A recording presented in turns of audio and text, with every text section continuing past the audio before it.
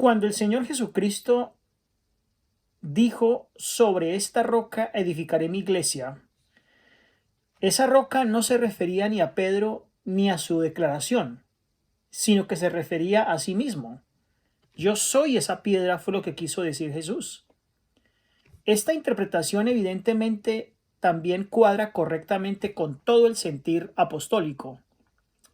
Si nosotros le preguntamos a Pedro quién es el verdadero y sólido fundamento de la iglesia cristiana, él nos responde claramente en 1 de Pedro 2:4: acérquense a Cristo, roca viva, que los hombres despreciaron, pero para Dios es escogida y valiosa. También en 2 de Pedro 2, el versículo 6 al 8, podemos nosotros observar que el apóstol Pedro jamás dijo que él era la cabeza o el fundamento viviente de la iglesia. Al contrario, Pedro siempre señaló a Jesús como la verdadera roca.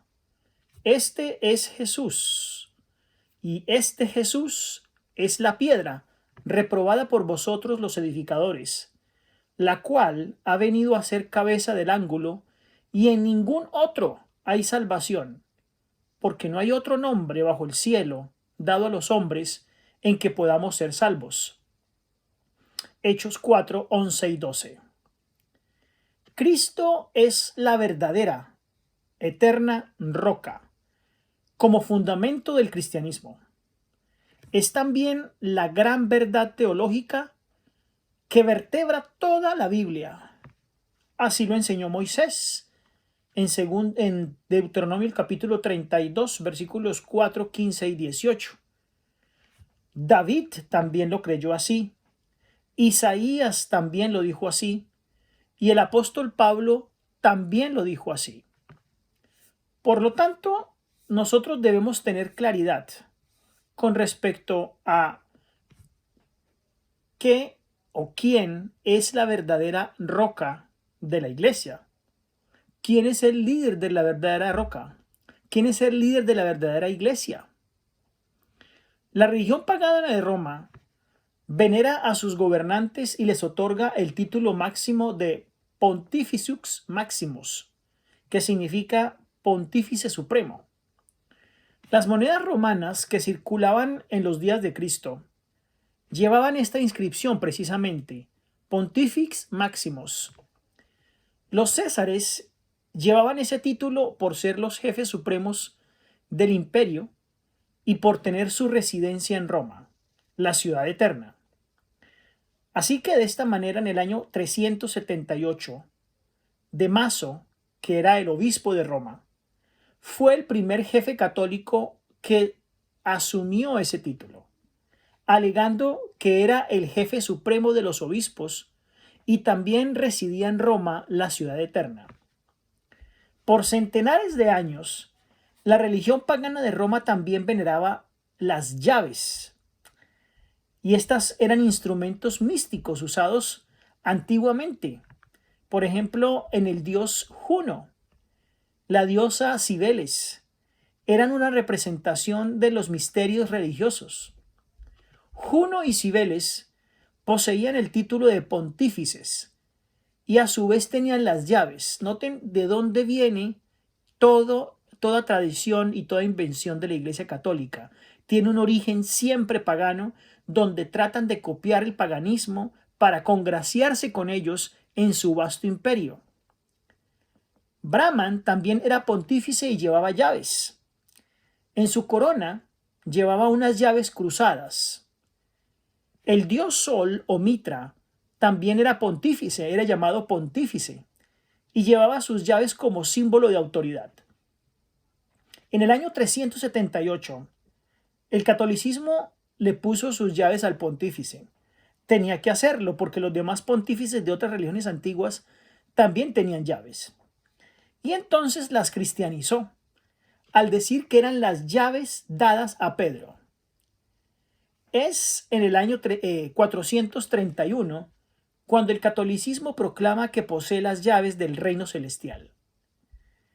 La religión casi oficial de Roma pagana antiguamente era el mitraísmo y había llegado a Roma por vía del Oriente, específicamente vía Persia.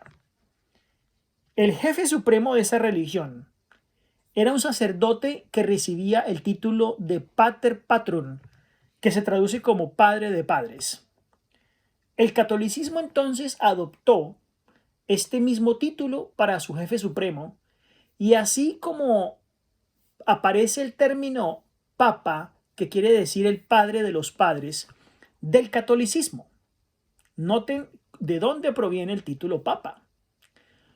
Los paganos grecorromanos humanizaron a sus dioses con lujosas y extravagancias en sus vestiduras, con un sombrero en forma de boca de un pez y sentado en un trono.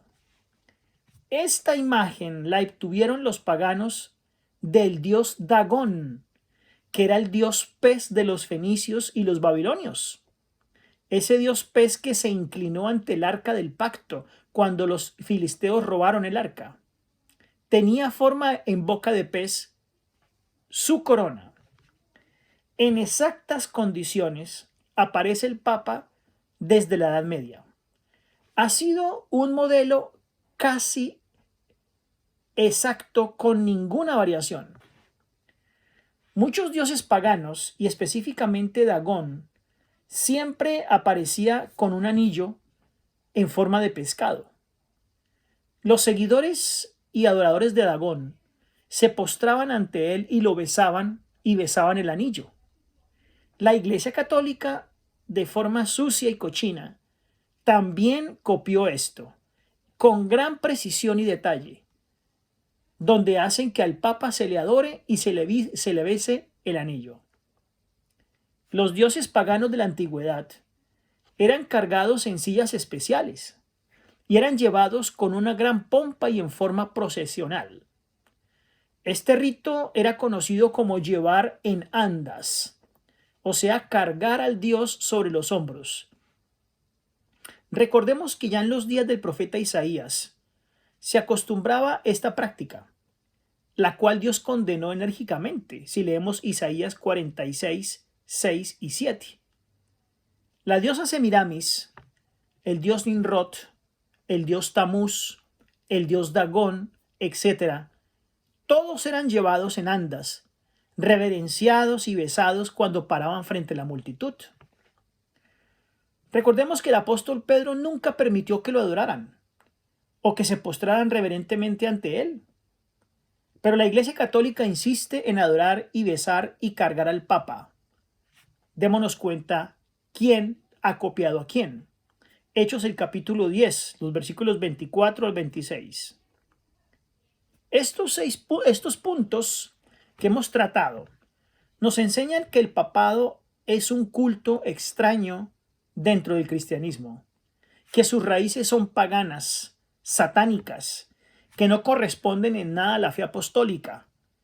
El papado no es una sucesión apostólica, sino una continuación de la rebelión satánica contra Dios, iniciada en Babel de Nimrod, fortalecida por Babilonia de Belsasar, perfeccionada por la Roma pagana y cristianizada por el clero católico.